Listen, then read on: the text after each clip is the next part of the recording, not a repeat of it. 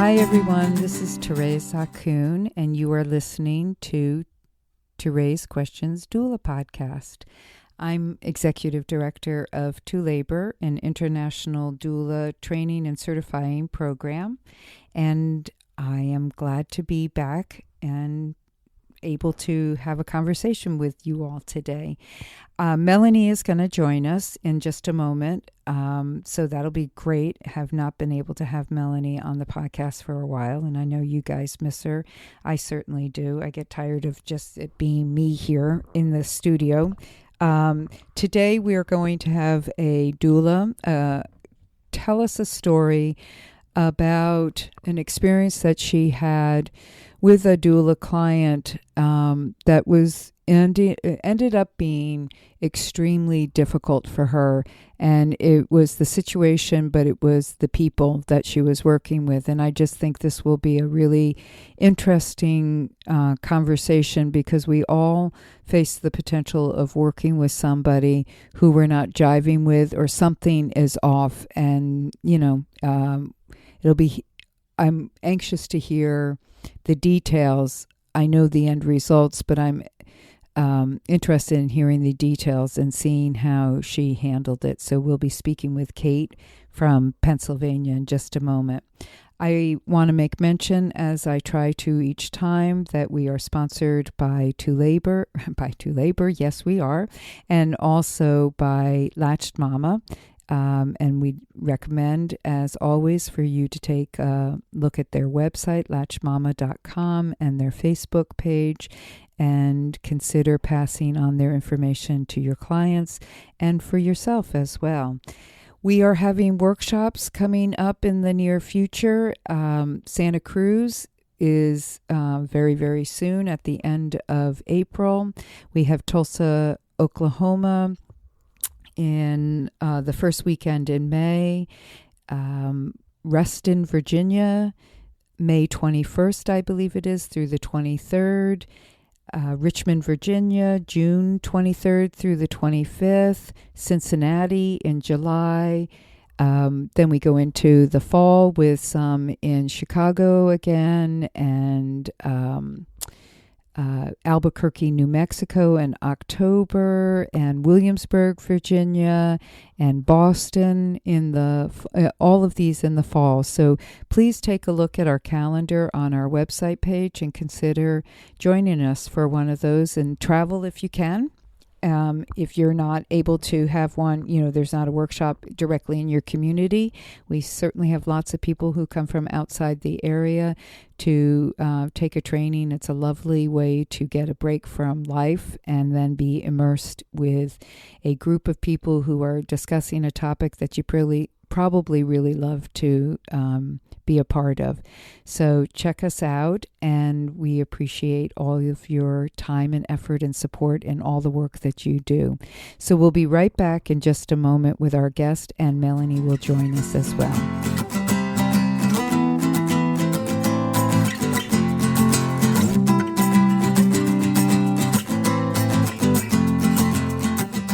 So here we are with our guest for today, and I am so excited. I'm just kind of fascinated. I know you are. To hear this story. But I'd like to introduce Kate from Pennsylvania. How are you, Kate? I'm good. Thank you, Melanie. It's so nice to have you on here. Thank you. I'm a longtime listener and obviously a groupie of ToRAISE after being trained by her over a decade ago. So yes, that's sweet. So when did you take your training? It was in the fall of 2007. Oh, wow. Yeah. That's great. And you've been a practicing doula since then? Yes. Can you tell us a little more about yourself, kind of how you got into this work, and just give us a bio? Sure.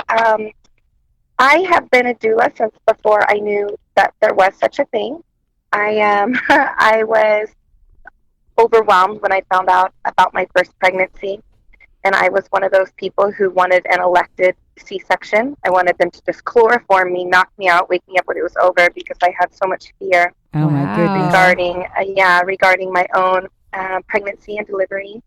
And then I'm a faith-believing person, so I kind of had to confess that out and speak it out into the universe and confess it and say, oh, what do I do with this? And the more I educated myself to try to alleviate the fear, I went obviously from that extreme all the way to the extreme of saying, I would like to have my baby in a freestanding birthing center, and I would like to have no medications, and I would like to do that completely uninterrupted. And really, it was the education that brought me to that point. And then I became zealous, and that was in 2005. After that, to advocate for disassimilating this terrible myth of childbirth being this horrific event, and to recalibrate it to this empowering opportunity.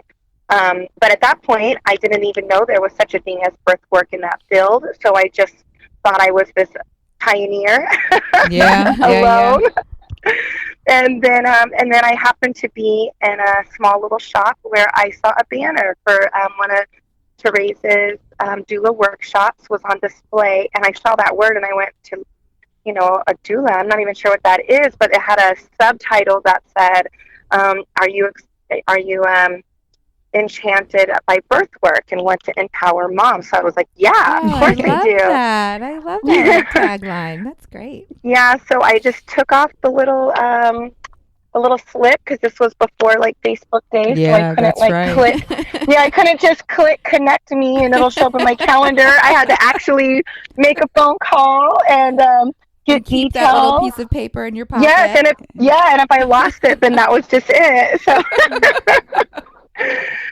so I did that, and I got to do the workshop. Yeah. Very cool. And so how many kids do you have yourself? I do have kids. I have 2 birth kids, and I have 2 adopted kids. Wow. So I'm currently a mommy of 4, and I'm still a foster parent, so I occasionally have a couple extra. Wow. That's great. And so have you been actively attending births over the past 10 years now, almost? Yes, yeah. Really slow in the beginning, obviously, because I had littles. Now they're all so much older that it's much easier to stay immersed in the birthing world. But slow in the beginning, and now I'm also a certified childbirth educator and a certified nursing assistant, and I'm super blessed to get to work in the birthing world as my role in this culture. It's fantastic. Yeah. Well, great. Good for you. Yeah, I'm so glad. And you know what's so great, Kate, is that to hear from somebody that I had the opportunity to spend time with 10 years ago, and know that you are still involved in doing this work is just lovely to hear from my perspective. So thanks for...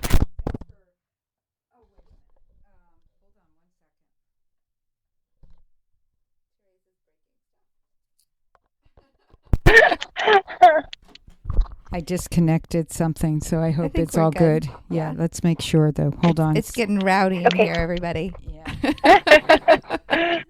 Yes, everything's good. So, as I mentioned in our intro to our listeners, we invited you to talk about this birth experience that you had. I think it's going to be really informative for everyone who listens, who's doing, attending births and maybe just life in general. So can you give us a little bit of an overview, or no, just start telling us the story. Like, how did you meet this, how did you end up with these people as your clients? Sure. Okay. Quick disclaimer. I love that you have this faith that it's going to somehow speak to people. It may take your guys' wisdom involved to make this helpful I to don't others, think so. I still feel like after a person witnesses some kind of natural disaster, it's all blurry and just really busy, and for me. Yeah, this is the story. I understand. Okay, good. Then I'm in good ground. I don't know that I have too much brilliant wisdom at this point, but what had happened was I was super blessed to get to work with a particularly renowned midwife in our area. And after a couple births with her, she had asked me if I would be comfortable teaching childbirth classes, which is, of course, an incredible honor to be invited directly. I didn't have to request to be invited. So that was such an honor. And I, of course, told her I would be honored to get to work with her clients and she would refer me. So, and I have since then worked with several of her clients as she refers them to me first as students in a private in-home childbirth class. And then after that, many of them opt to hire me as their doula. So that was the case. Yeah. So it's wonderful relation-wise because I really get a chance to know my clients because I have such an extended pre-relationship with them, and then to go into the birthing experience with them. And then I'm able to actually cite all the information that I know they responded to during classes. So it has made my opportunity to serve very full and rewarding. Yeah. And this couple came as they contacted me and said they had got their information from the midwife, my information, and asked me if I'd be interested in teaching them a class. So we did. We had started with just one 3-hour overview of the physiology of a normal, normal's not a very appropriate word. The physiological aspect. Thank you. Yes, of an unmedicated, completely unobstructed childbirth.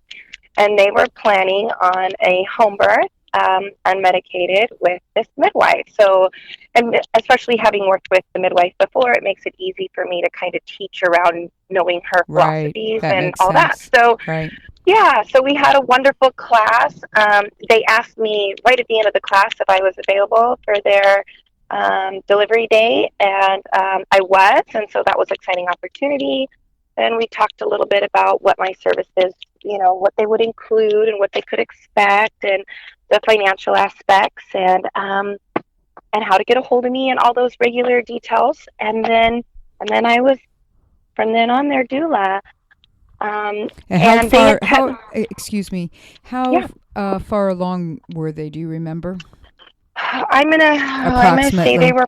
Yeah, I'm going to guess they were about 34 weeks or so. Okay. Yeah. So you had time to be with them. It wasn't a quickie. No. And we had lots of phone calls after that, and I admit probably, I remember doing an assessment during my workshop with you forever ago that was, where do you anticipate feeling challenged as a doula, and kind of talking through those things. And I said, I anticipate being really bad at waiting until it's the appropriate time to go to be with my client. And that has remained true. Even as a childbirth educator, I will know in my intellectual head that I should wait. Right. But the anticipation, the excitement, and the closer you feel connected to those people, it seems the more eager I am to get to be a part of their story. And I have to slap myself on the wrist and pay attention.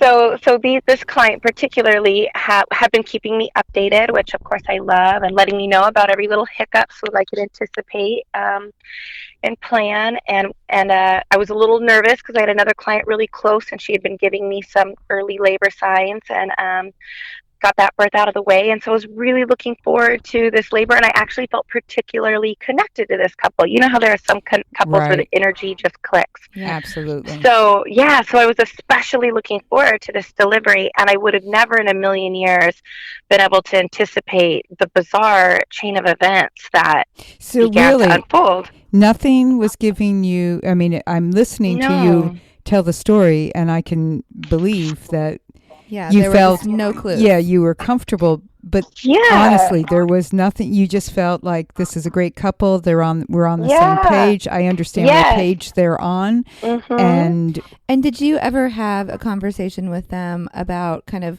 what was driving their desire to have a natural birth? Like, how committed were they really to doing it this way? Yeah, we had, and you know how you kind of make observations as a doula. You walk into somebody's space, and you can sometimes kind of make an observation that can help you to ask those open questions, to find those things. Well, they had some really easy tells that made me, she made her own deodorant and chapstick, and all her supplies were still in the kitchen, and they lived, off grid, and they had all these things that would make me think, oh, well, this is a very automatic choice for them. This was a very, they had all these other things that reflected in their life, back to basics, as far from manufacturing is possible. Got That made it. me think that they had made a really sound choice that reflected their life values. Right. Yeah, so again, just no warning signs, no red flags at all. The only thing looking back that I can now think of that went, oh, I wonder if, and even now I don't know if I would still identify this, but Uh-huh. now looking back, I can say that throughout the class, they kind of dismissed a lot when we were talking about coping techniques.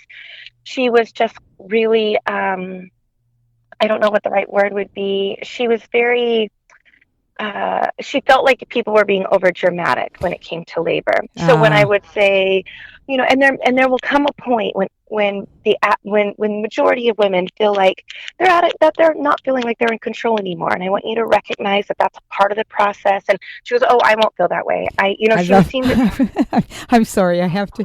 I love when yeah, people say that. Like, Mm-hmm. well, you might yeah. not, but we know you probably will. Right. Yeah, and of course I thought that, so I'm not going to Exactly. dismiss her. Right. I just let her voice her opinion, and I was like, okay, well, if you do end up being in that majority, I just want you to be prepared that that's still in the realm of normal, and we still expect that, and that's not an indication of anything being wrong. And she was kind of like, yeah, well, I'm just not that kind of girl. I'm a hardcore hiker. I'm a mountaineer girl. I work with my body in my hands. I'm not afraid of being uncomfortable. That's Right. part of Which how, is and so right, which is such a great thing to hear from somebody. yeah. Yeah, so I could see also where you're not really picking that up at the time Yeah. Yeah, at because the moment I didn't think, oh, sure. she'll not be capable. She's affiliating Delusional. herself. Yeah, Yeah, yeah, I didn't Right. think that. I just thought, right. nobody knows before they do it. Exactly. And, she's just being optimistic, and it's good that she's so confident, and so she'll, it'll work itself when the time comes. Yeah. And and then I felt completely unprepared for when the time did come. And so basically, I got a phone call from her and her partner just saying, I think my water broke. I'm not so sure. And we talked about the things that she should take note of and how she should call her midwife, and that she's going to be interested in certain data. And then of course I was like, after you're done talking to the midwife and you get some medical advice on how to move forward, I'd love to hear, call me back, let me know what the plan is. And it was probably a few hours later that she called and confirmed contractions are really coming now. And we think that we would be more comfortable if you were here. And of course, I'm excited, and I grab my gear and I throw on my stretchy birthing clothes and throw back my hair and say goodbye to my family to go into my trance of birthing world. And I get out to their property, and she does have all the signs of working really hard. It does appear that I've come during active labor. Mm-hmm. They're right on top of each other. She's really, really can't walk or talk through contractions. She's very vocal, and the partner's a little on edge, but everything appears to be rolling out properly. And do you know if they've contacted their midwife at this point or been communicating? Yes, they have been communicating, and this midwife offers a particularly unique thing. This midwife, she works in a smaller practice, and she offers her clients a couple options. One option is home birth, obviously in their home, and the other option is home birth in her home. Okay. So, which is obviously she loves. It's fantastic because even though she's not a birth center, she can be home and never miss a birth because her clients are right downstairs. And so they were opting for that option. They wanted to make sure that I felt like it was time, and I got there and observed for not very long, for probably only about half an hour. And because of the way she was responding, and because it was a good hour drive, I thought, let's start heading that way. Because got it. So they weren't going to birth in their actual home; they were birthing at the midwife's home. Got it. Right. Okay. So it's still a home birth. Yes. Mm-hmm. Yeah, it's still a home birth, but the midwife has transformed a portion of her home into a area for birthing clients. Yeah, my midwife in Texas had a similar situation with that. Oh, did she? Okay. She had a guest house in her backyard. Yeah. So neat. And so, Yeah. and she worked with a population of women also. Many were migrant workers. And it was so, they had a place in particular to birth in a comfortable environment. And, Right. But anybody could do that. In some states, this is an aside, but in some states or counties or cities, you are only allowed to report one birth per year in a home. Oh, wow. At the same address. Interesting. Wow. Yeah, so that it doesn't work for some people to be able to do that. Yeah. They then have to incorporate themselves as a birth center. Gotcha. Yeah. Right. So, anyway, go ahead. I'm sorry. So you decided you're fine. That's fascinating. You figured an hour out. Yeah. So let's get going. Yeah, because she was working pretty hard, and you know how it is. Often the more comfortable a mom is with the idea of leaning into her discomfort, often it correlates to a quicker labor. And being, and being so far out, I thought, okay, well, let's get ready to go. So we get packed up in the car. She was quite uncomfortable, like several contractions outside the car, really anxious about getting in the position to sit in the car. We, turned her around so that she was on her knees facing the back of the car. Good. Before, just to get her as comfortable as possible for this long car trip. So she was in kind of like a modified squatting thing on the way there. And then I'm following in my car right behind with instructions that if things move quickly, obviously a doula who's been in the trade long enough has delivered her fair share of really quick babies. Please turn on your flashers, pull over, and we will jump in the car together. And we get going toward the birthing center. And again, everything appears to be just fine and quick labor. I called the midwife myself. I let the midwife know that we're en route and what I've observed, and I am anticipating from what I saw that it was going to be really quick. So I was just letting them know, be prepared, and blah, blah, blah.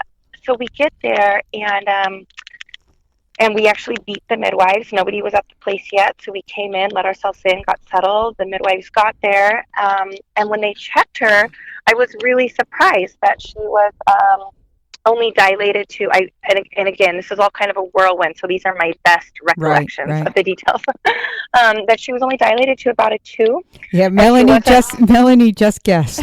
She put up 2 fingers to me. Melanie. Good job. I feel for you. Yeah. And she was really, really firm, and I mean, she wasn't soft. The cervix was still pointed toward her backbone posterior and all that. So we still had a ways to go. Of course, you've had your fair share of clients that make all that change in 1 hour too. So I wasn't necessarily discouraged, but I was surprised because of her mannerisms. Right.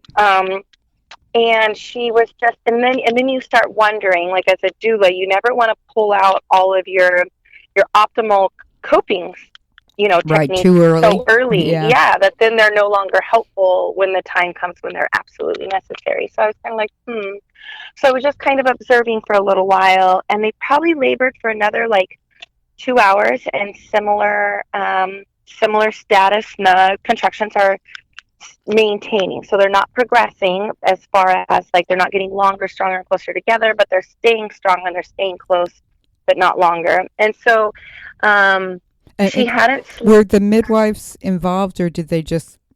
What was their suggestion? So they they were. The primary midwife was not surprised. She said that she had just been checked the day before, and there was, showed no signs of labor. So she wasn't super surprised to find that she hadn't changed a whole lot, and she just kind of said, I'll be right upstairs, and until she gets to the point where she was in active labor, she's treating it very much like a home birth, and in the way that if this was her home, she wouldn't have stayed at that point. So she was still on site, but not in the room where we're working. Got it. So we spend a few hours just kind of working as we were, and the mother is very vocal, and not in a critical way. Of course, we love vocal moms. We love it when moms tell us what works and what doesn't. It helps us serve them better, but in a way that sorry. Did I interrupt? No, you're good. Go. Okay. In a way that sounded like she might have been like in distress, like not in, and for as early as she was, it was a little unsettling for me because she was so early and her moans were so, that transition place. Yeah. Where it starts to sound like suffering instead of working. Right. And I'm kind of like, So I'm just kind of observing. And then the midwife suggests, she goes, you might be just very, very fatigued. The midwife came in to check, and not actually check her cervix, just check on her because her water's already broken. So of course we're minimizing cervical checks. And she said, you might just be really exhausted. Let me give you a chance to. Let's just try to do what we can do to let you sleep. Maybe your muscles are fatigued. Let's give you something. Let's give you some hydration. Let's help you go potty. Let's get you super comfortable and close all the blinds. See if you can rest and if that won't recharge. And I thought that was a great suggestion. Well, it worked. It worked masterfully, which was so unexpected because just moments before she was moaning and groaning like she was in agony, and then she just passed out. I mean, she slept so hard. And after about, and I advised the partner to sleep too. So the partner fell asleep and he slept for a good 2 hours. Mom's still sleeping for a good 2 hours, which is, amazing break considering how hard she had been working. And then partner woke up and he was feeling great and grateful he got his sleep. So I ran and got partner some food since mom was comfortable and still sleeping. And when I came back, he said, why don't you go take a break too, and we'll call you when she wakes up. And I thought, well, that's generous of you. Okay. So I pop into town right there in that same little area, and I take a power nap in my car like we all know how to do. We travel with all that stuff. And anyway, I get a phone call, or I give them a call. I wake up. I didn't even think to set an alarm because, of course, they'd call me any minute. I realized I had been sleeping for a while. I called them, and one of the midwives answered the phone, and she was just sounded very panicky and like, can you get back here, etc. So I'm like, oh, of course. And I'm only right down the road, so of course I'm there in just a few minutes, and they are really agitated, and both are awake. And I was like, oh, you're awake, you should have called me. How are you feeling? And I'm trying to kind of lighten the mood, and the father particularly is very frustrated, and the mom just seems really worn out. And they're complaining about all these little technique things that the midwives are asking them to do. So, such as, this is where it starts to get really, this is where the ethical part really starts to fry my brain. So basically, they are saying things like, well, she hasn't gone potty, and so they're insisting that they catheter her bladder. Okay. And we're not comfortable with that. And I'm like, okay. I hear you, and this is where you start, you want to validate their feelings and their choices and respect those things. And I kind of do this thing where I pretend I'm taking off the lanyard, right? So I'm wearing my doula lanyard. I take my doula lanyard off. I put on my childbirth lanyard, and I tell them I'm doing that, like I mime it. And I say, as your childbirth educator, I have to tell you, though, if you do have a full bladder and your midwife is telling you that that's part of the reason why you're working so hard, you don't have to choose to get the catheter. You don't have to choose that. But I do think it would be really great if we sat on the potty for a while, because that can legitimately be holding things up. Right. So, and then I tried to tell them that I know this midwife. I've worked with her lots of times, and she wouldn't advise it just to do something. Right. And that let's try to potty. But the mom was really resistant. I mean, really resistant. Like to even using the toilet? Yeah, she wouldn't get up, and she was just like, I'm having a baby. You're not going to tell me I have to get on the toilet. Like and I'm like, okay. And I was like, and so, trying to, de-escalate things. I sat beside her and I got really close to her, and I was like, Mackenzie, if you would like to not get on the toilet, then that's okay too. Can I explain to you what the catheter process would look like? Basically, I was, in bed right beside Mackenzie, holding her hand and giving her some gentle massage. And I basically just told her, hey, Mackenzie, can I just help narrate for you what getting a catheter would be like, what that would entail, what that would involve. Good for you. And my goal, of course, was just, if she was thinking all intervention was scary, let her know it didn't have to stay in place. It would just be to eliminate to void her bladder, and then it would come right out. And then perhaps if she was literally too uncomfortable to get to the bathroom, we could still help this labor progress. And it took probably an hour, but she finally conceded. And that sounds like a terrible thing to say, because obviously our goal is not you have to have this procedure, Right. as much as the midwife had pulled me aside and been quite adamant. She goes, her bladder is very full. Like she could feel it. Yeah. Yeah. She was like, this is, we're adding hours to her labor unless we do this. So I was like, okay, obviously I'm not the midwife. That's out of my scope of practice. And of course I'm going to defer to the medical. And I will also say, it's just for the sake of people listening to this, it's not just about the hours, which is definitely true. It's also prolonged bladder being that full with a baby up against it can bruise the bladder, which would lead to more potential problems. So it's not just a hour, being impatient. It's there's a good reason for it physically too, and recovery, postpartum hemorrhage, and also a full bladder. For those who are listening who don't know this, if the bladder is too full, it can make contractions not be as long and strong and close together, and it can keep the baby from descending, which can keep the contractions from getting longer, stronger, closer together. And it is one of the suggestions I say often in the training, that if when we're talking about interventions, that a straight cath sometimes can be a very useful tool, just for the reasons that these midwives are considering at that point. So she didn't. So it took an hour for her to decide to agree that she would be willing to let them use a straight catheter. But she didn't want to even try that. I mean, the toilet probably would not have worked, but she didn't even want to try that. No, she wouldn't even get in an upright position, so then the procedure. And I'm sorry, I have one more question. Was she continuing to have contractions during all of this period of time? She was, but they had spaced apart, and they had a very short peak period. Okay. So she was still moaning and groaning as if they were still lasting about a minute, but she was able to talk and now be, so they had the intensity had seemed to gotten shorter that way. Mm-hmm.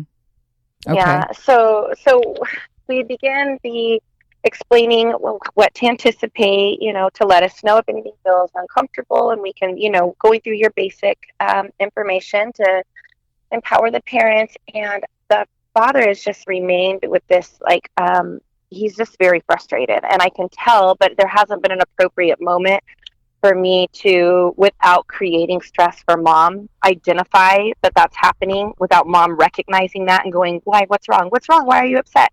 And I didn't want there to be another layer of stress, so I'm just kind of being aware of that. So as they're getting a position to try to do this catheter, she's not willing to sit up at all. She's not willing to reposition. So she's kind of on her side, and they're just having a difficult time angling properly. And so they're like, can we have you roll to your back? And then it took it took like over 5 contractions to get it just placed properly. And the whole time she's frustrated, because people are in her space. And is she just, at this point, is she just saying flat out no, or is she just ignoring? Yeah, I mean, she's saying okay until we try something. So we have permission to, I'll say to her, hey, Mackenzie, I'm going to hold your leg for you so that they can see what they're doing. And she'll be like, okay. And then as soon as I go to pick it up, no, don't do that. Don't touch me. And I'm like, okay. So it's becoming really difficult to try to help her. We finally get the catheter in place, and it's like 900 cc's. Like, she got an incredibly full bladder. So we're super grateful, and we have every reason to believe in the world that, hey, this is great. We got all that out of the way, and as it's draining and continues to drain, and we keep having to dump and refill because it's still flowing, I say, this is so fantastic, because we can anticipate that after this, you're going to feel a change in your body. And we're kind of talking about what that's going to be. And it happens. So it works. So, pretty close to immediately after that bladder is empty, that baby fills up that space that the bladder was taking up, and contractions get really intense again. And she's Mackenzie's just really irritated. She's like, I wasn't ready for this. I don't want to do this anymore. This is not appropriate. You guys aren't respecting me. And it was just, wow. And it all just came like in one big statement. It wasn't like there were indications other than the fact that she wasn't very comfortable in responding. Right. Other than that, there was nothing happening. And then that's when the husband got really animated. All of a sudden, he was just like, you guys aren't midwife. I mean, and it wasn't directed toward me, but it felt the same. Sure. And it still felt scary to observe. And the father was extremely aggressive and just like, this is so unprofessional. You guys, you don't know what you're doing. And so, of course, they're just stunned. They're just standing there stunned. This team, so it's a midwife who's been practicing literally over 3,000 births, and then she has a student midwife that she's training, and then another partner midwife, and they're all just standing, staring at him like, what is happening right now? And then so I ask him, I say, what would you have liked to have seen done differently? What would you like to see done differently? And then he goes, this isn't sanitary, and he just starts making all these accusations that, I mean, honest to God, I had no idea what they weren't accurate. They weren't accurate statements. And I can't even figure out what he would have seen to make him think that it wasn't sanitary. I mean, everything was packaged, everything was taken out, everything was done in a sterile manner. Like, there was nothing. I mean, again, I fully own that I'm not a medical professional, but well, you are too. I mean, you know what sterile is. You are also a nursing assistant. And I am a nurse assistant. Yeah, so you do and know. I'm going, well, I'm like, so I'm trying to explain to him, actually what you've observed was a complete, and so I'm trying to diffuse it without engaging in an argument. But the midwives are staying silent and allowing. They're mostly. I mean, at first one of them was kind of like, I think so shocked that she kind of let out a laugh just because she was just, like just the awkward moment, like, oh, okay, like where'd that come from? And then when she realized how incredibly agitated and angry he was, and there was like a genuine energy in the room of like, almost feeling unsafe. He was so offended at like, and the idea like, you did this to my partner, like we had somehow been part of victimizing her. It was just truly bizarre. And so finally, the midwives are just kind of backing out of the room, I'm sure, to consult with one another. So they're like, hey, let us go check her chart, or they make some statement and kind of back out of the room. And when I'm in there alone, he looks at me and he goes, when you were gone, we were so mistreated, blah, blah, blah, blah, blah. And he starts telling me these things. And I go, and so I start asking questions, when did Mackenzie wake up, blah, blah, blah, blah. And he starts sharing, and it was like 15 minutes before I came. And so I was just kind of like, can you tell me what happened? And everything he's telling me is, well, they keep wanting to hear the baby's heart rate. And she said no, but they're doing it anyway. And I'm going, well, so they're giving good care, and that's a problem. Yes. And they felt it was very invasive and unnecessary. And then I was trying to explain, again, from the childbirth educator hat, I said, your baby's water has been broken for a couple hours. It's important that we make sure mommy doesn't have a fever and there are no signs of infection. And we want to make sure that baby's doing just great. Baby doesn't have as much cushion now. Water's broke. We just want to make sure the intensity of those contractions, all this stuff I'm saying. Right. And it, no matter what I said, it was just, there is no excuse for the way that they are not respecting our privacy. And so I was like, okay. I said, let me see if maybe I can have a conversation. Are you okay if I, share your concerns, and maybe they can come explain to you themselves why these things are important. And as I'm walking out to the door, one of them is coming in, and she kind of gives me these eyes, like these deer in the headlight eyes, like where do we go from here? And then they express feeling unsafe because of his level of intensity. And I just say, they are not comfortable with, they're interpreting every involvement as unnecessary intervention. So I'm not sure. And again, this is nothing I'm observing isn't something I see at any home birth. And I guess I have to ask, they were seeing that midwife on a regular for regular prenatal. The entire time they didn't switch. So they had a relationship with her. Yes. Which in my mind scared me, because I'm like, oh, now all of us are at risk. Right. Because, and it sounds like it really began once they both woke up from their naps. Which is, I mean, I don't know what the relevance of that is, but there's something bizarre about going to sleep, being, having pain and so forth, but then also being able to just shut down after so quickly and sleep. Yeah. Did they take anything? I'm just really curious. Not that I know, not that I was aware of. I know, because I thought the same thing. I thought, that is so odd. Like, I have not observed such as a routine that they can just within 10 minutes both be knocked out in bed. So I was like, okay, well, maybe we weren't as far as we thought. Maybe it was baby's position, maybe being in that different position on the way here helped baby get into a different position. So maybe it was positionally induced, like over irritated uterus, and as soon as she laid down, it made it subside. So I just made a bunch of best guesses. Right, I hear you. So going back to him, continue. So long story kind of abbreviated, more of this banter kind of went back and forth for the next hour, because of course it was time to do vitals again, and they were just like, I mean, he was protecting her as if we were trying to give an episiotomy for recreation. I mean, he was just like, I mean, he knocked I can't think of the name of it now. It tells us fetal heart tones. She has an electric. The Doppler? Thank you. The Doppler. Sure. Knocked the Doppler out of her hand. Wow. And was like, you will not touch my wife like that again. Blah, blah, blah. And I was just like, oh my. I was so overwhelmed. And then finally. And Kate, what I have concern about, though, you're doing an excellent job. I just want to interject that right now. You're doing an excellent job of being the mediator, the doula, the educator, the advocate, all of those things. You're doing everything we want a doula to do.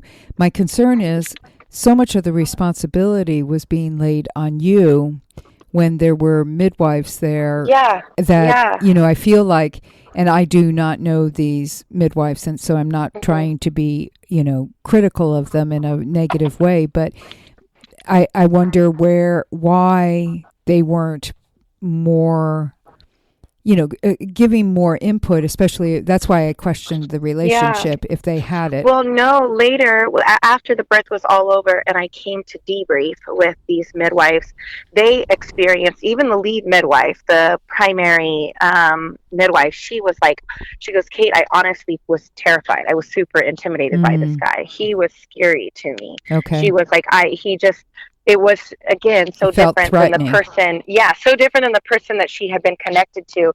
When she was like, I didn't know if I came in and made a recommendation, if he was going to, when he knocked that out of my hand, I was just like, boundaries, not okay. This is not okay. Yeah. But yet, then again, we're in that ethical position where, so do we tell this mother in labor, you need to leave and find another place? And we're going to abandon our continuity of care right now because of this bizarre behavior that we don't know how to, de-escalate. And mother seems to, and I was kind of concerned that she may have been like a victim of domestic abuse, because none of it seemed startling to her at all. She seemed like completely content in that environment. So I was just kind of like, okay, I'm not sure what I'm observing right now. As if it was a familiar environment to her. Exactly. Yeah. So then I was just kind of like, okay, well, I'm just going to have, this baby will come, and then he's probably just feeling very anxious and nervous. This baby will come and continue to come, and that will self-remedy is my fingers crossed hope. Right. But as things, after knocking the Doppler out of the hand, and as things continue to escalate, he finally says, like, I don't know how many times he said it now, you guys don't know what you're doing. So then I do something kind of, I would say, radical. It would not be something that I would ordinarily think is appropriate, but because of the bizarre set of circumstances here, we still don't know if mom has dilated anymore. We don't have any information on the baby because she's refusing all care. There's all this aggressive behavior. And so I look at him and I go, if you really feel that way, and that is how that feels to you, maybe it's a good idea for us to transfer to the hospital. Wow. I think that's I just want to say to you, it may have felt radical to you, But I will say, from the perspective of me, I think you did absolutely right, because you were offering options and choices. You were advocating for them. If they were not feeling comfortable, then here are your options. Here's one of your options. So I think, what was the response?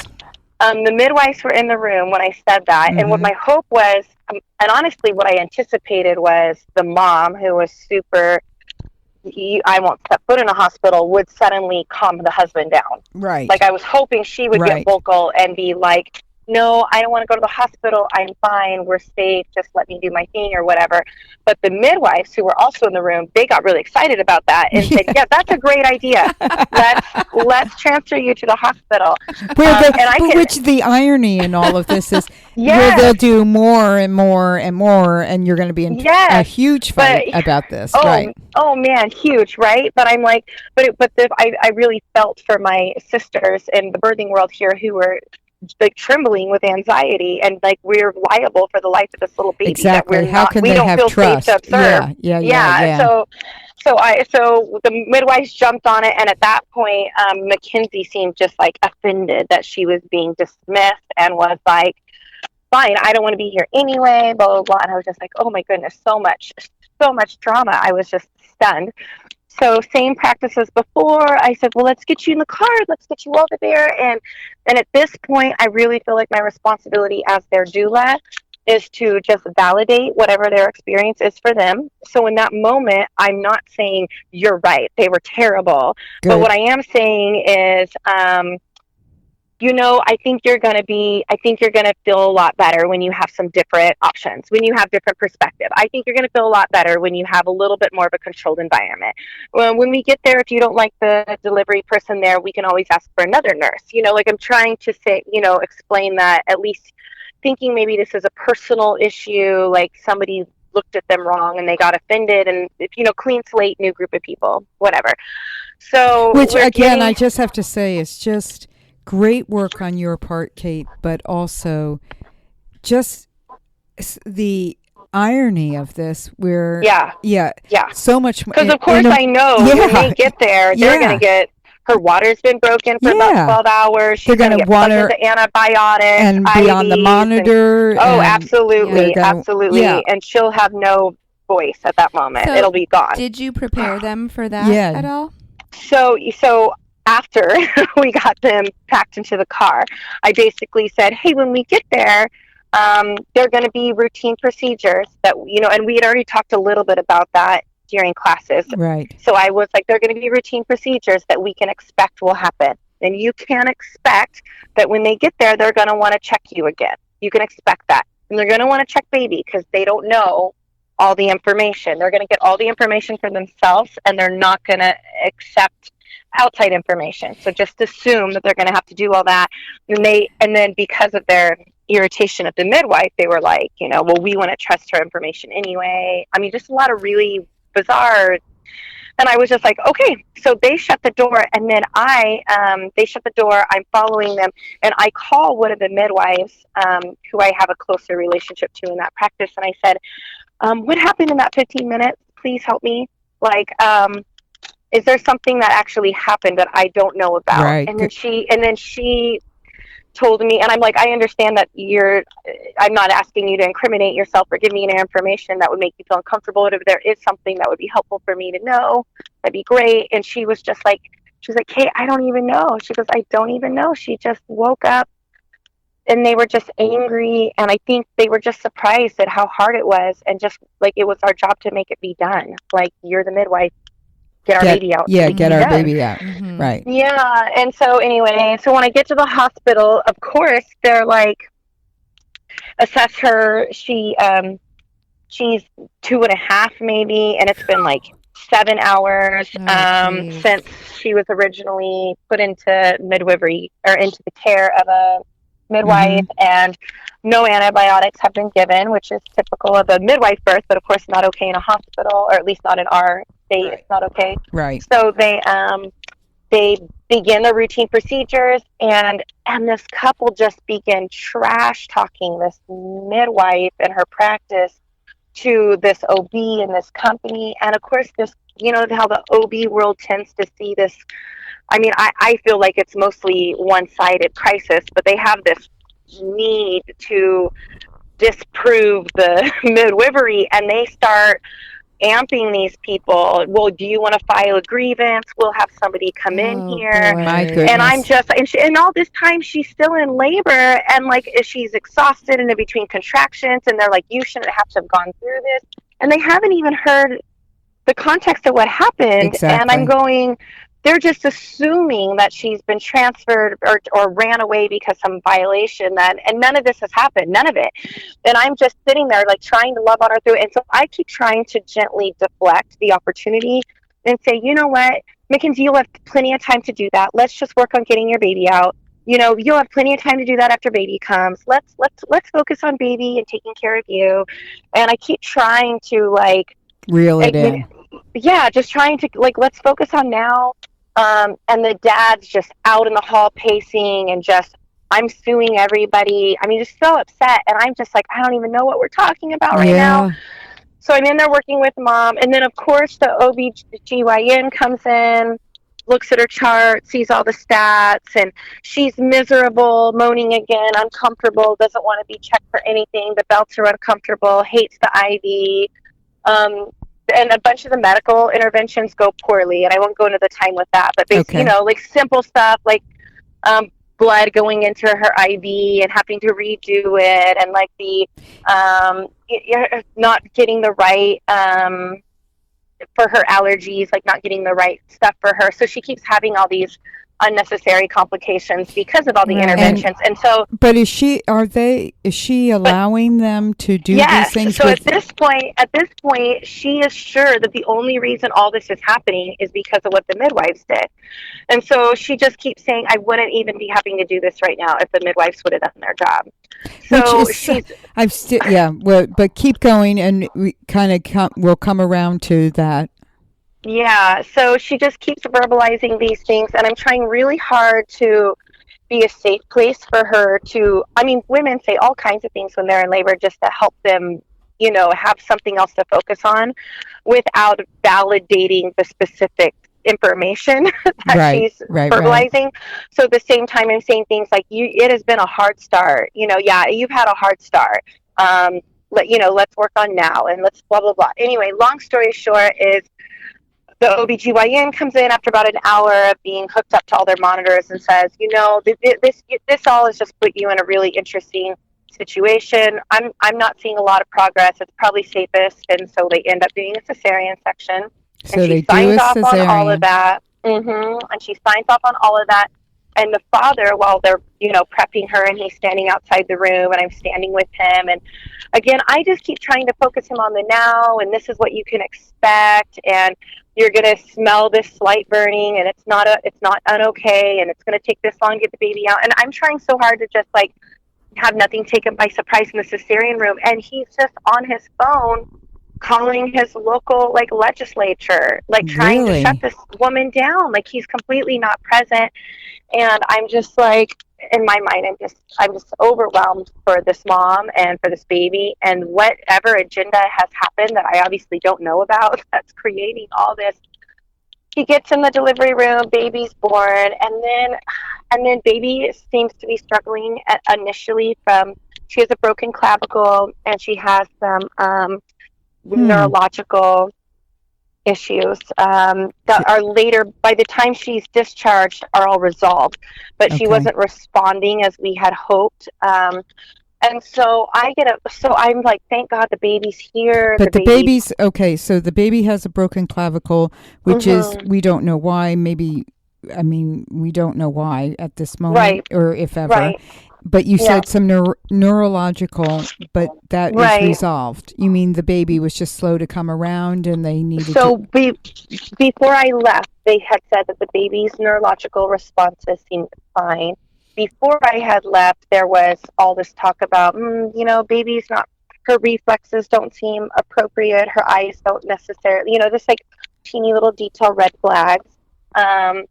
And in the moment of all that happening, I'm trying to celebrate. It's over. You had your baby. you're healthy and you're strong. And they're like, thank God we went to the hospital. Our baby would have died. Just very, very determined and confident that they protected their baby from certain doom. And I'm hearing all that, and I'm just listening, and I look at him and I say, I've observed several births. I honestly didn't observe anything myself that would have ever made me thought that your baby wasn't okay. Yes. I go, there Good. were parts where we didn't know because we weren't able to listen. Because you wouldn't let us listen. Exactly. But every time we were able to listen, baby's heart rate was strong and healthy, and your blood pressure was fine. And trust me, if there would have been anything came back on those vital signs not fine, I would have known, because I know how those midwives respond to that specific data. Good for you, Kate. I told her, I just want you to know that there was nothing early on indicating that there would have been any way to know that your baby would have had any, that there was nothing I observed that would have reflected that. And they were like, well, you weren't there for that 15 minutes. And I'm like, what? Okay. Anyway, so I was thinking, thank you, God, this delivery's over. And it was the first time in my entire life as a doula or childbirth educator that I just wanted to get out of there. Bet. Like I was so done. I was crying. You were probably, when you got in that car to drive behind them to the hospital, I give you an enormous amount of credit to making it to the hospital. I know. Because I could see turning off the road and going, I'm going home now. Yeah. Not that you would do that. It was so very hard. I mean, I loved these people. I cared about these people. I invested in these people, and their sensory input, even if it was completely not factual, it mattered to me. But there was no way for me to break through to them that what they were doing was creating the problem, not fixing it. And right. And at that point, as a doula, I did not have wouldn't have been appropriate for me to. I just felt very limited, and it was really devastating to have to participate. And then I get home, and I'm in a sleep coma, and I'm just like passed out, and I get a phone call from the hospital, and I assume it's from their room.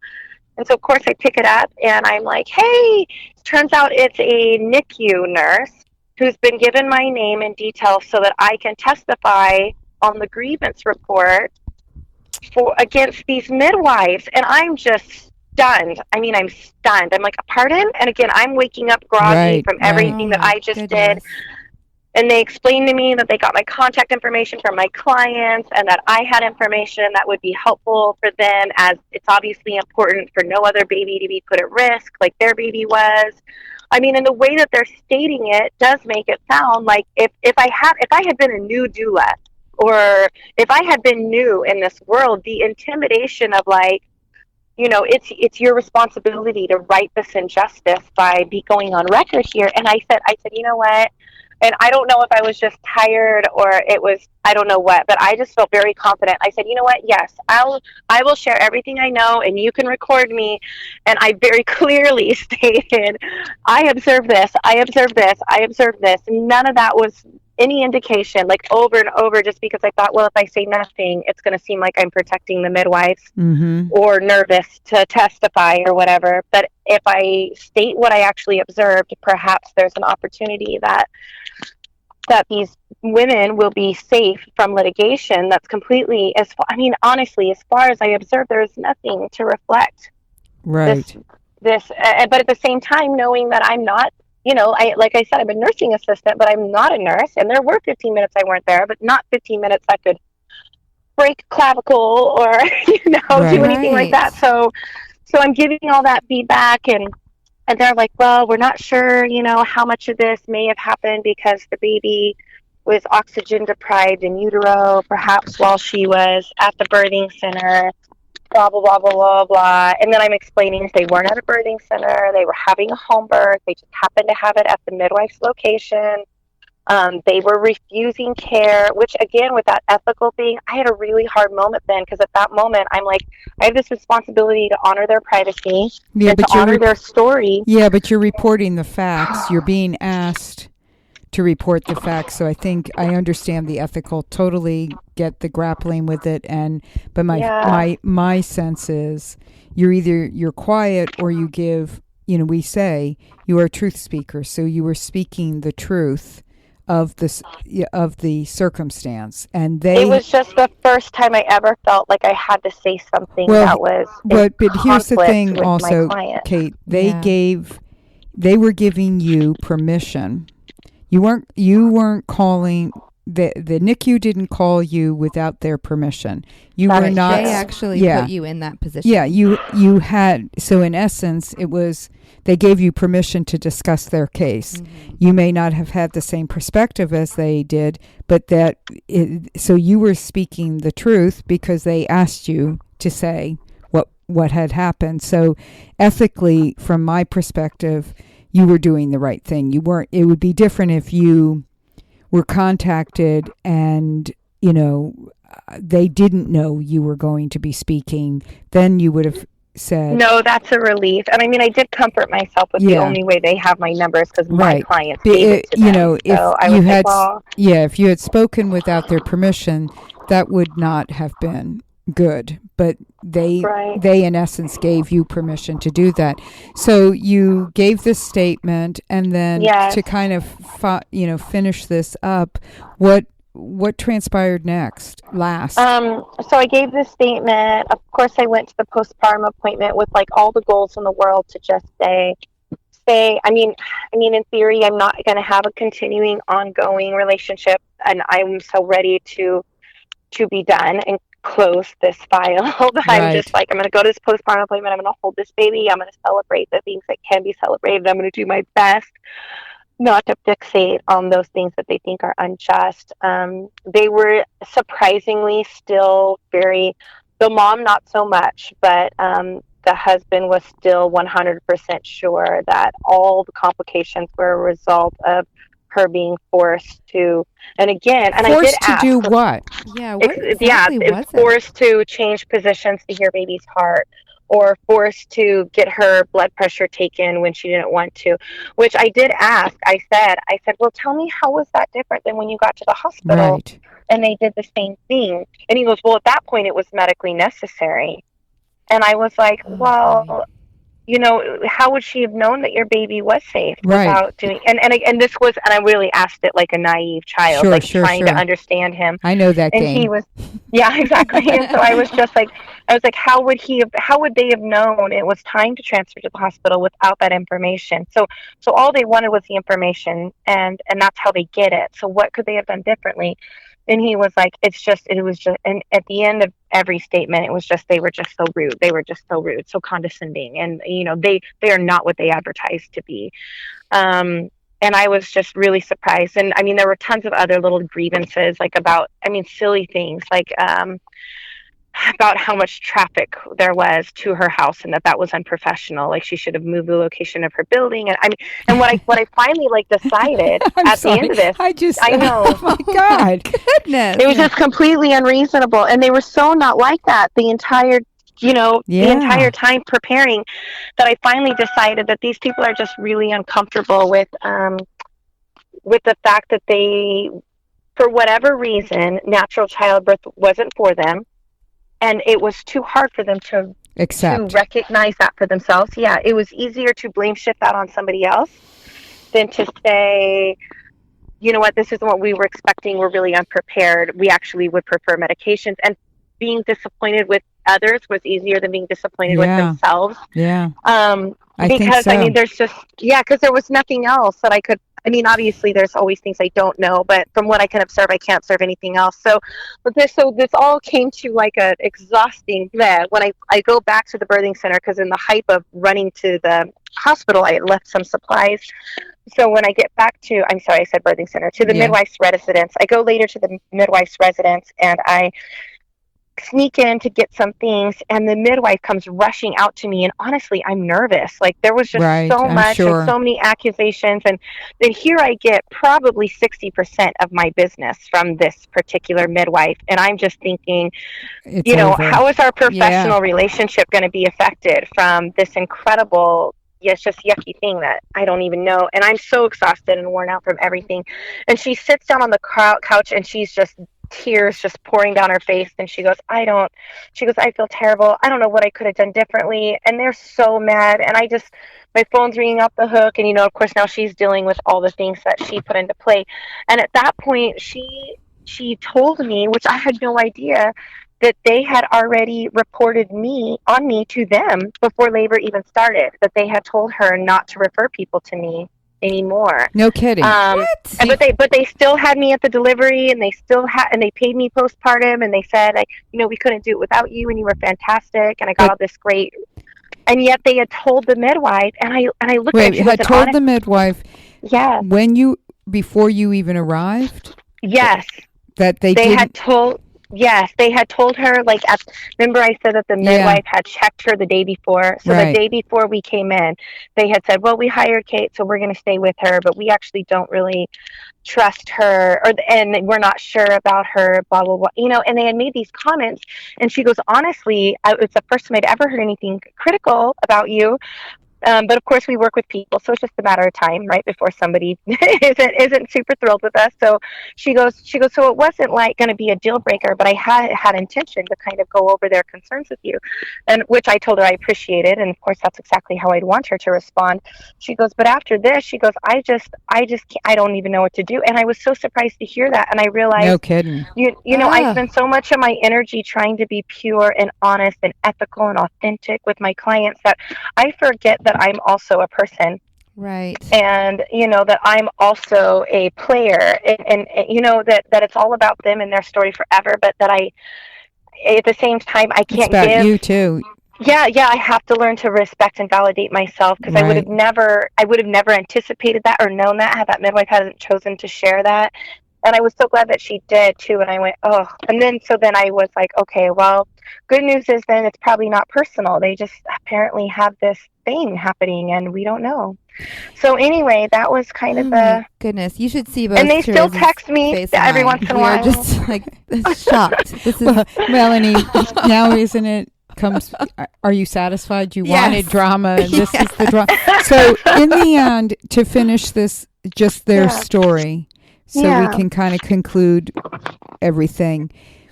Did you ever speak to them or hear from them again after? Yeah. So they sent me their announcement card, which is always delightful. And they send me texts every once in a while. Hey, thinking about you, referred a friend to you. And honestly, I'm pleasantries are exchanged. I have no mal wishes, but at the same time, if they requested to hire me again for another birth, I would have obligations. Well, I would be like, I'm sorry, I'm suddenly camping that whole week or something. Yeah, I don't know. I think that if you were to put yourself back in that situation, it would not be. I just can't imagine doing that, Kate. I'm so glad that for whatever reason, I know all the reasons they liked you, but for them to have said they didn't trust you, and then in the end, you were their saving grace and the one that they continue to have contact with, that's great that they feel that way about you. But what they, the trauma is what I'm hearing was caused to you. You should never put yourself back. I definitely feel like, I'm okay, I'm going to give myself permission to take care of myself now. And it's okay for me to set a boundary right here. Right. And just, And and just real briefly, did the midwives have to, did they pursue action against them? Yeah. The midwives didn't pursue. No, I meant the couple. Oh, the family. Yeah. So basically, I honestly was very impressed with the midwife, because I can imagine myself feeling rather indignant at having such accusations, so completely unbiased. But she was very, very gentle and humble, and came to them multiple times, asked them to report reviews and cite specific instances. And I think her willingness to do that in the end diffused the brunt of it. He did post a ugly Yelp report, really ugly. And then on her Facebook, and on his Facebook, tag some really yucky things, which unfortunately can be more damaging than the legal things. Which was just terrible. But I was apt to, it's helped me in doing her other clients too, because I'm able to look at them and say to them, this midwife is passionate about you being able to birth in the environment that you choose. And if for whatever reason this is not the environment that makes you feel safe anymore, it's okay to say that. And because our midwife typically doesn't say, would you like to go to the hospital, unless it's medically necessary. So giving them permission so they don't have to feel like they have to create such a bizarre scenario to justify. Yeah. But well, anyway, Kate, this is just an amazing story. I think what you did is amazing to keep it together, to be able to continue to support them. I think, part of me feels, and this may be not thought out enough at this moment, but I think that it's also I don't think you're going to do this based on what I can hear about who you are as a person and as a doula, but that it would not be also inappropriate, though I wouldn't, it would not be inappropriate to tell these people that you just disagreed with them and the care. But I understand not doing that for two reasons. One, that's more about ego, making it more for our ego to feel like I'm not going along with this kind of abuse, which sometimes is the appropriate thing.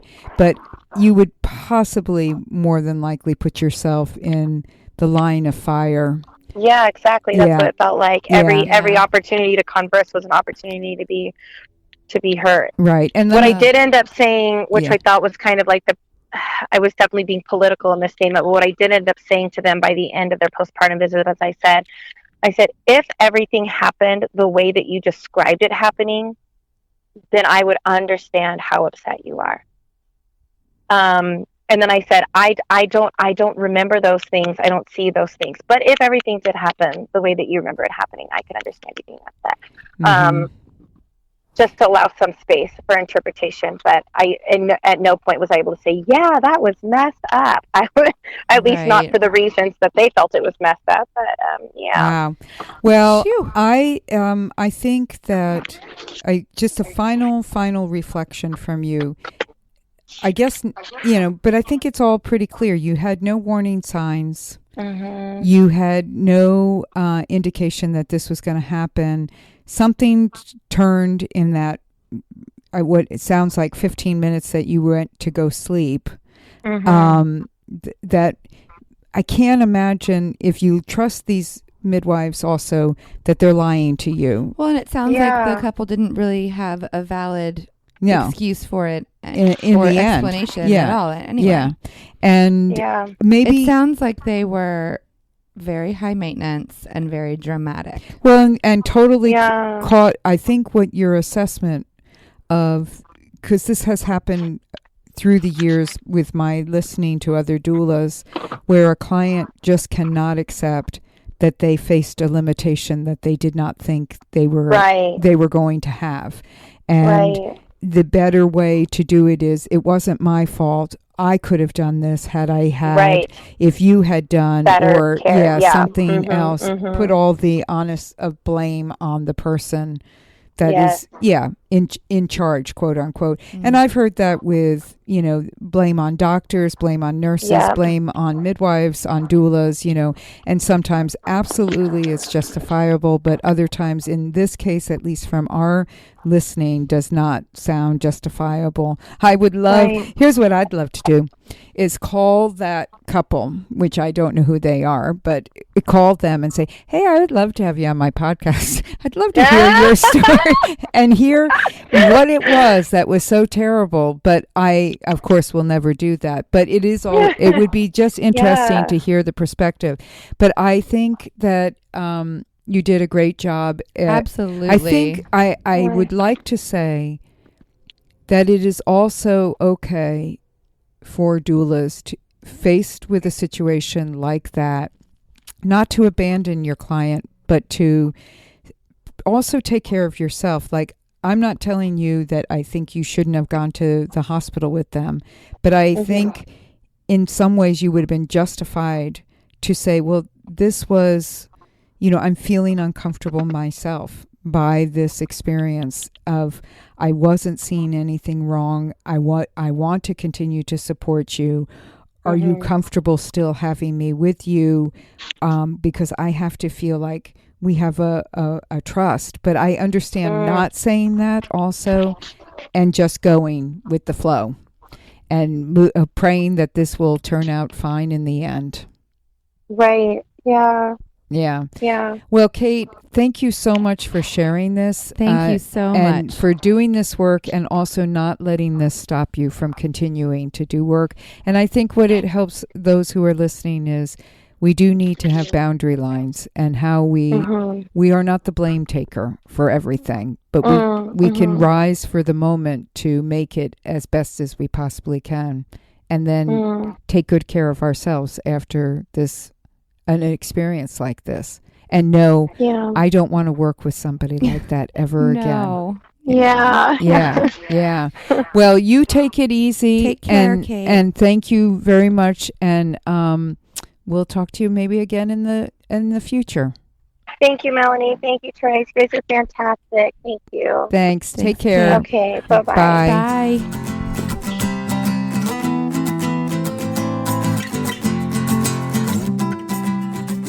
Wow. So that was an incredible story, and I think that Kate did a really good job of maintaining her professionalism throughout that experience. I give her lots of credit for staying with these folks. I know that that's the job, and I, was questioning at the end her ability, her right to also excuse herself from that situation. It's not something I would recommend, but I also believe that there are sometimes when we have to look to our own safety, both physically and emotionally, how this experience is playing out. And it's different when it's the environment or the practitioners that are creating the difficulty in you. I think you have to just be the professional and move forward.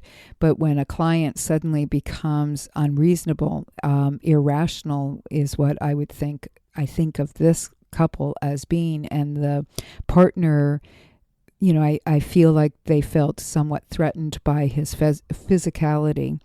It's not that I think you should run from that and giving you permission to, but I do think there may be a time and a place where that could be an appropriate situation. I think Kate, that ran through her mind to leave, but she stood with them. She helped them have the best birth experience that they possibly could. And then she got support for herself afterwards, and clearly understands certain boundaries now, specifically with that family, that she would not participate with them again. It's just very interesting. And if you have thoughts about how you would have handled it, we'd love to hear from you. You can send us comments to ToRAISE Questions at gmail.com. You can post them on our Facebook page. We'd love to hear from you. If you've had that kind of circumstance and want to talk about it, please contact us, same email, and we could have a discussion if you think it would be worth the while. So thanks everyone for listening. Thanks for supporting us as an organization, but also as a podcast. We love being able to share with all of you, and thank you most importantly for doing this work. I know it's not easy. I know sometimes it is the most joyous experience in your life and the most arduous experience of your life. So thanks for doing it, and take care of yourselves, and we'll be back again next time.